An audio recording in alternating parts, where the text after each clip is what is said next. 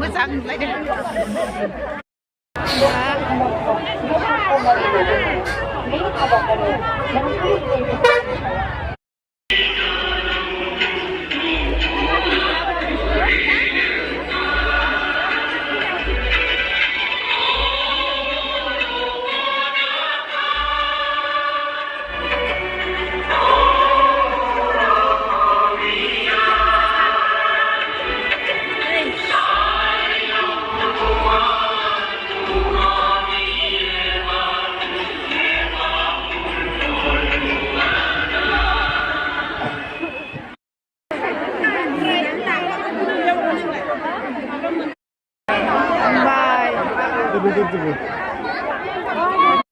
नै फाइनालि जोङो